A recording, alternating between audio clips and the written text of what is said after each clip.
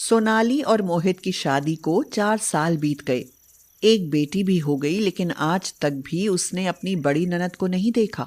घर परिवार में अक्सर उनकी रईसी और ठाट बाट की बातें होती रहती थी, मगर वो अपने इकलौते छोटे भाई की बीवी सोनाली की मुंह दिखाई करने भी नहीं आई। सोनाली बड़ी अच्छी है हमारी दीदी। जानती हो, हमारे घर के बराबर तो उनका बाथरूम है। दर्जनों भर नौकर काम करते हैं उनके यहाँ, और खाने में तो ना जाने कितनी तरह का भोजन बनता है। तारीफ करने से क्या होता है? ना तो वो कभी हमारे घर आई और ना ही कभी तुम मुझे वहां लेकर गए। फिर मैं क्या जानूं? न जाने कैसी दीदी हैं तुम्हारी, जिनका कभी अपने मायके आने का मन ही नहीं करता। आखिरी बार माँ के मरने पर ही आई थी, तब से नहीं आई। दीदी यहाँ आती हैं, और अगर उन्हें यहाँ से कुछ उपहार ना मिले और उनकी खातिरदारी में कोई कमी रह जाए तो जीजा जी उन्हें बहुत उलाहना देते हैं, बहुत सुनाते हैं उन्हें। अपने भाई की हैसियत जानती हैं मेरी दीदी, शायद इसीलिए नहीं आती हैं। ये सुनकर सोनाली के मन में उनके लिए सम्मान बढ़ जाता था। मोहित पहले एक फैक्ट्री में काम करता था, लेकिन वो छूट गया। अब कहीं काम न मिलने पर उन्हें रिक्शा चलाना पड़ रहा है। रिक्शा खींचने में कनपटी की नसें दिखाई देने लगी हैं। अरे कुछ खा पी लिया करो, शरीर में कमजोरी आ गई तो रिक्शा खींचने लायक भी नहीं रहोगे। कर्ज पर कर्ज चढ़ता जा रहा है, घर का गुजारा चल नहीं रहा, और तुम कहती हो कि सेहत बनाओ। ऐसा कैसे हो पाएगा? एक बात बोलूं, जब दीदी इतनी अमीर हैं तो आप उनके पास क्यों नहीं चले जाते? वो कुछ ना कुछ मदद जरूर करेंगी। अगर मदद मांगने गया तो जीजा जी दीदी को अच्छा बुरा सुनाएंगे। हम लोग गरीब हैं, शायद इसलिए वो ना तो खुद आते हैं और ना ही दीदी को आने देते हैं। कुछ दिनों बाद कुछ पैसों का इंतजाम हुआ या नहीं? घर का पंखा खराब हो गया है। पैसे मिल जाते तो पंखा ठीक हो जाता। गर्मी के मारे जान हलक में आने लगती है। नहीं सोनाली, कुछ नहीं मिलता। रही बात पंखे की, तो हवा खाए बिना रह सकते हैं, लेकिन रोटी के बिना नहीं। इसलिए अभी पंखे का ख्याल छोड़ दो। ये देखो, चप्पल भी घिस गई हैं रिक्शे का पेडल घुमाते घुमाते। अभी नई चप्पल भी नहीं खरीद पाया हूँ। सोनाली मोहित की घिसी हुई चप्पल देखकर उदास हो गई और फिर से काम में लग गई। तभी बाहर से मुन्नी काकी हांफती हुई आई और बोली, मोहित मोहित, कमला आ रही है। वो स्टेशन से तेरे काका ने फोन करके बताया है, बस 1 आध घंटे में पहुंच ही जाएगी।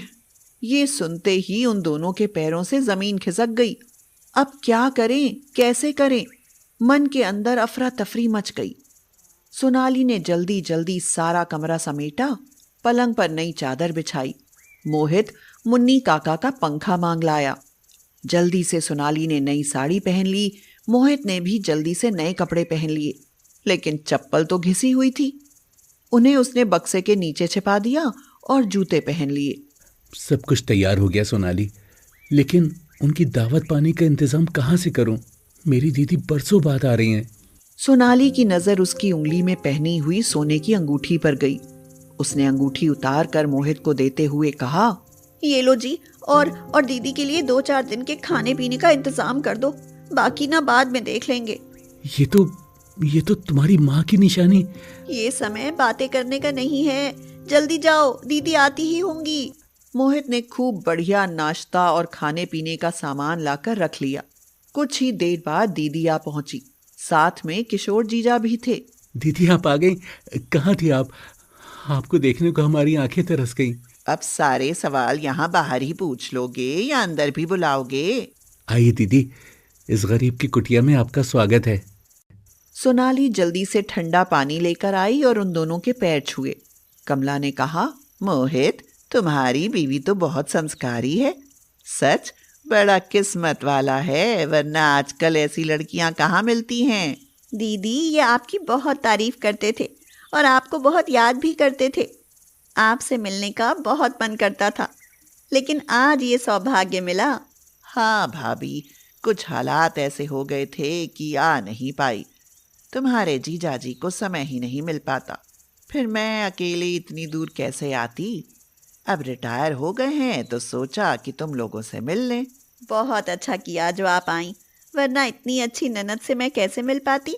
और अब आपको मैं यहाँ से जल्दी से न जाने दूंगी। हाँ सोनाली, अब उठो और इन लोगों के लिए बढ़िया सा खाना बना दो। सोनाली ने उनके लिए सूखे आलू, मटर पनीर और पूड़ी बनाई। साथ में आम की चटनी भी थी। महक तो बहुत अच्छी आ रही है। लगता है भाभी कुछ बढ़िया चीज बना रही हैं। अरे इनकी हालत देखकर नहीं लगता ये कुछ अच्छा बनाएंगे। जरूर खिचड़ी बन रही होगी। आप आज भी नहीं बदले किशोर, आज भी वही तंज। अरे नहीं नहीं, अब मैं पहले जैसा नहीं रहा। मैं तो मजाक कर रहा था। थोड़ी देर बाद सलोनी ने खाना लगा दिया। खाने के बाद उनकी ढेर सारी बातें हुई। सोनाली ने उनके दिल में बहुत खास जगह बना ली। अगले दिन सोनाली ने उनके लिए नाश्ते में चाय के साथ पकौड़े बना दिए और रात में जर्दा बिरयानी। कमला, जैसी खातिरदारी हमारी अब हो रही है, अब से पहले ऐसी कभी नहीं हुई। अब से पहले सोनाली जैसी समझदार बहू भी तो घर में नहीं थी। मोहित हर पल नजर रखता कि उन्हें किसी बात की तकलीफ ना हो, इसीलिए उसने घर में सभी जरूरत की सामान लाकर रख दिए। 1 सप्ताह में उनका सारा पैसा खर्च हो गया, लेकिन दीदी और जीजा जी अभी जाने का नाम ही नहीं ले रहे थे। एक दिन रात में सोनाली ने कहा, अब क्या बनाऊंगी दीदी और जीजा जी के लिए? सारा पैसा तो खत्म हो चुका। अब और पैसे कहाँ से लाऊं सोनाली? अंगूठी बेचकर जो पैसे मिले थे वो इन लोगों की आवभगत में सब खत्म हो गए। मैं नहीं चाहता कि मेरे दीदी जीजा जी को ये न लगे कि हम गरीब हैं और उनके लिए कुछ नहीं कर सकते। तभी मोहित की नजर उसके गले में पड़े मंगलसूत्र पर पड़ी। सोनाली, ये मंगलसूत्र मुझे दे दो। इसे बेचकर मैं कुछ दिनों का इंतजाम और कर लूंगा। नहीं नहीं, आप ये क्या कह रहे हैं? आपके मेहमानों के लिए मैं जान दे सकती हूँ, लेकिन ये मंगलसूत्र नहीं। मैं तो कहती हूँ कि ये घर ही गिरवी रख लो। ठीक है, कल अस्पताल जाऊंगा और अपना खून निकाल कर बेच आऊंगा। कल मुझे ही कुछ हो गया तो ये मंगलसूत्र किसके लिए पहनोगी? वो दोनों अनजान थे कि उनकी बात कमला और उसके पति भी सुन रहे थे। सोनाली निशब्द हो गई और अपना मंगलसूत्र निकालकर उसने मोहित की तरफ बढ़ा दिया, लेकिन वह कमला ने पकड़ लिया और बोली, ये क्या कर रही हो भाभी? मंगलसूत्र दे रही हो, वो भी बेचकर हमारी खातिरदारी करने के लिए। अगर घर के हालात अच्छे नहीं थे तो तुमने इतना सब क्यों किया? अपनी माँ की निशानी तक बेच दी। मैं तुम दोनों से बहुत नाराज हूँ। आज के बाद मैं कभी यहाँ नहीं आऊंगी। हाँ, माफ कर दो दीदी, हम आपका दिल नहीं दुखाना चाहते थे। आप लोग बहुत अमीर हैं। हमें लगा कि गरीबों के घर आकर कहीं आपके सम्मान को ठेस ना पहुंचे, इसलिए ऐसा करना पड़ा। दरअसल इनकी नौकरी छूट गई, तब से ही रिक्शा चला रहे हैं। घर का खर्चा मुश्किल से चल पाता है, इसलिए आपके लिए ये सब करना पड़ा। मगर दीदी, हमें इसका ज़रा भी अफसोस नहीं, क्योंकि हमने जो भी किया अपनी प्यारी दीदी के लिए किया। तभी कमला ने अपनी सोने की अंगूठी निकालकर सोनाली को पहना दी और बोली, भाभी तुम गरीब कहाँ, तुम तो दिल से बहुत ही अमीर हो।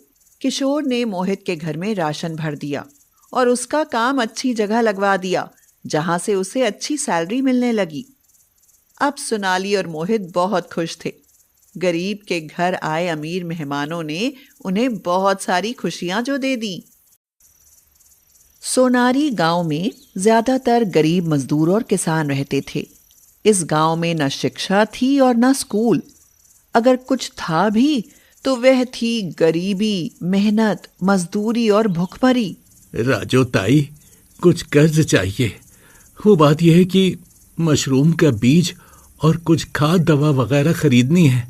तुझे कर्ज मिल जाएगा बंसी, बस तू मशरूम का अच्छे वाला बीज लेकर आना। अरे सुन, बाजार में तेरी मशरूम का अच्छा दाम मिला ना तो समझ तेरे कर्ज का सूद माफ कर दूंगी। हाँ जी राजो ताई। पूरा गांव ही अनपढ़ों का गांव था। इसी कारण गरीब अनपढ़ लोगों के इस गांव में राजो ताई का शासन चलता था। राजो ताई अमीर होने के साथ साथ चालाक और दबंग महिला थी। गांव के सभी गरीब किसान और मजदूर उसी के कर्ज पर जीते थे। इतना ही नहीं, जो भी फसल पैदा होती थी गांव के किसान उसे राजो ताई को ही बेचते थे। इसीलिए गांव के किसान तो और अधिक गरीब होते जा रहे थे, मगर राजो ताई पर धन की बारिश हो रही थी। आहा हा हा, मेरे घर तो पैसों के अंबार लगते जा रहे हैं। जब तक इस गांव के लोग गरीबी और अनपढ़ता में उलझे रहेंगे, मैं तो ऐसे ही पैसे की लूट मचाती ही रहूंगी। हाँ। बंसी के पास खेत तो छोटा था, पर वह उसमें तरह तरह की मशरूम उगाता था। मशरूम की खेती से ही उसका घर चलता था। अनपढ़ बंसी के लिए तो राजो ताई जैसे कोई चमत्कारी देवी थी, क्योंकि जब भी उसे कर्ज की जरूरत होती, कर्ज मिल जाता। साथ ही गांव में उसकी सारी मशरूम बिक जाती। वह अनपढ़ था और हिसाब किताब तो उसको आता नहीं था, इसीलिए राजो ताई उसे मशरूम का जो भी भाव देती, वह उसी में खुश हो जाता। सुन रे बंसी, इस साल मशरूम का भाव बहुत कम है, पर फिर भी मैं तेरी सारी मशरूम खरीद लूंगी। ये तो मुझ गरीब पर आपकी कृपा होगी ताई। कर्ज का सूद तो चुका जाएगा ताई। सूद तो तेरा चुका गया समझ। मुझ गरीब पर बड़ी मेहरबानी ताई। यह कहकर बंसी जैसे ही वहां से जाता है, राजो ताई मन ही मन खुश होते हुए कहती है, मेहरबानी तो बेटा तुम गरीब अनपढ़ लोगों की है मुझ पर, जो बिना हिसाब किताब जाने लुटने आ जाते हो मेरे पास। भगवान करे यह गांव हमेशा अनपढ़ और गरीब ही बना रहे। राजो ताई तो यही चाहती थी कि गांव के बच्चे भी पढ़ना लिखना न सीखें, अपने बाप दादा की तरह अनपढ़ और गरीब रहकर उसके फायदे के लिए इस्तेमाल होते रहें। मगर समय के साथ साथ सब कुछ बदल जाता है। एक दिन बंसी का बेटा रोहन और बेटी रोशनी उसके पास आकर कहते हैं, बापू, मुझे पढ़ना है। बापू, मुझे भी पढ़ना है, हमें स्कूल भेजो ना बापू। बच्चों के मुंह से पढ़ने लिखने की बात सुनकर तो जैसे बंसी चौंक ही जाता है और कहता है, अरे बबीता, देखो तो हमारे बच्चे पगला गए हैं। पढ़ने की बात कर रहे हैं, पढ़ने की। हाय राम, ये तुम कैसी बात कर रहे हो बच्चों? ये तो पीढ़ियों से किसी ने नहीं की। अरे बेटा, हम गरीब हैं। हमारे काम पढ़ाई लिखाई नहीं बल्कि मेहनत मजूरी आती है। इसीलिए पढ़ने लिखने की सोचकर वक्त बर्बाद ना करो। हमारे साथ तुम खेती का काम करना सीखो। मेहनत मजदूरी करोगे तो राजो ताई की मेहरबानी से तुम 2 वक्त की रोटी खाने के काबिल बन जाओगे। यह कहकर बंसी और उसकी पत्नी बच्चों का हौसला तोड़ देते हैं और बच्चे उदास होकर रह जाते हैं। दीदी, न हमारे गांव में स्कूल है और न ही कोई पढ़ना चाहता है। हमारे माँ बापू भी अनपढ़ हैं और हमें भी अनपढ़ ही रखना चाहते हैं। अब हम क्या करेंगे भैया? करना क्या है, हम भी अनपढ़ रहकर माँ और बापू की तरह मेहनत मजदूरी करेंगे।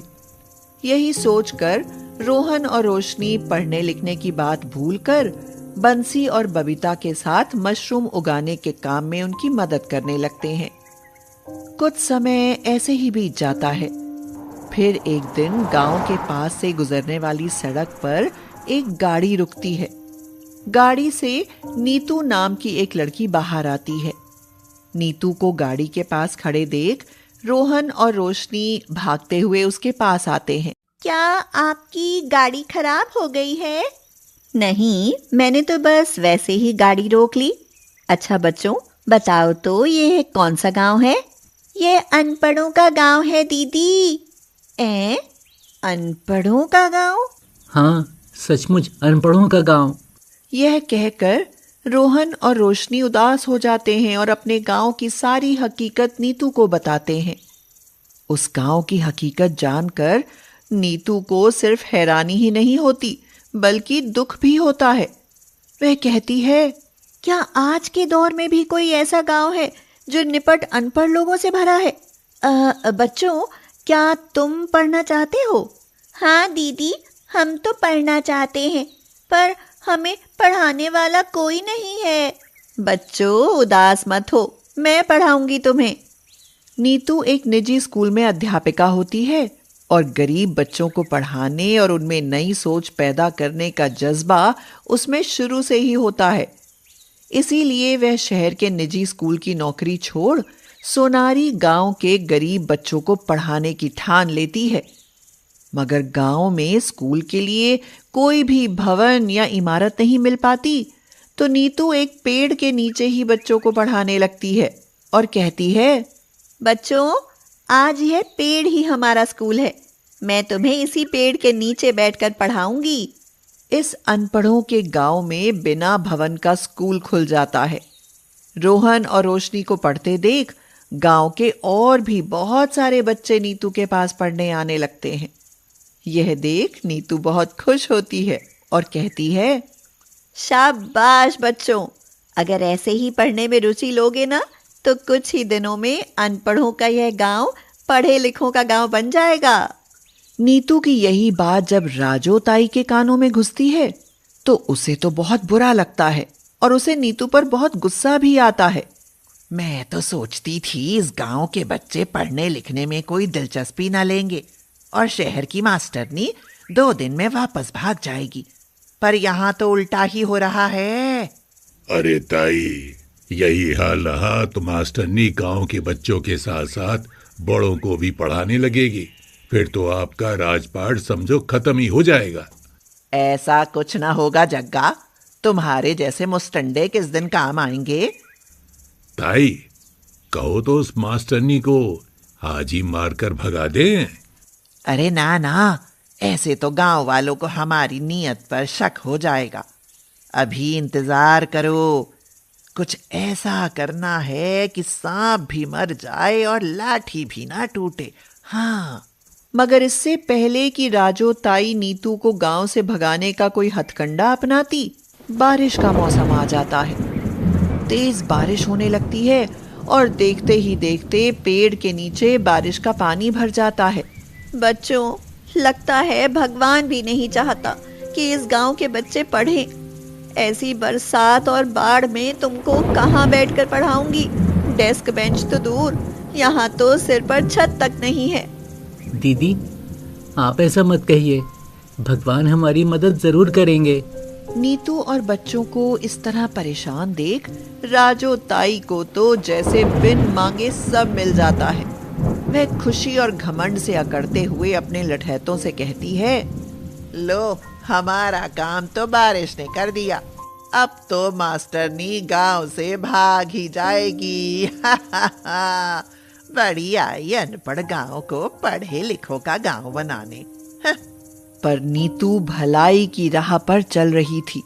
वह गांव के गरीब बच्चों को पढ़ाना चाहती थी, इसीलिए भगवान ने उसका साथ दिया।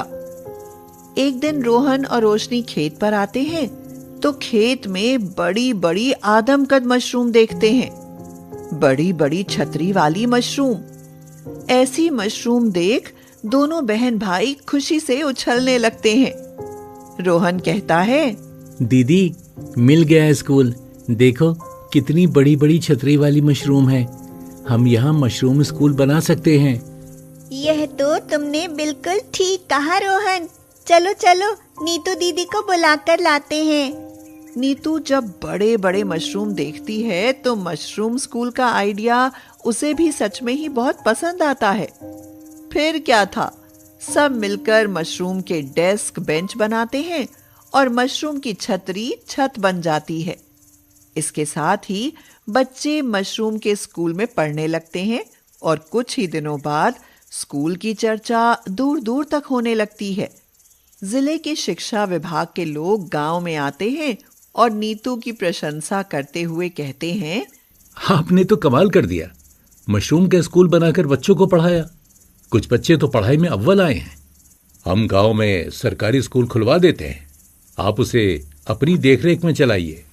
यह सुनकर नीतू सहित सभी गांव वाले बहुत खुश होते हैं, मगर राजो ताई अपना सा मुंह लेकर रह जाती है, क्योंकि उस दिन के बाद गांव के सब गरीब नीतू की मदद से हिसाब किताब रखना सीख जाते हैं।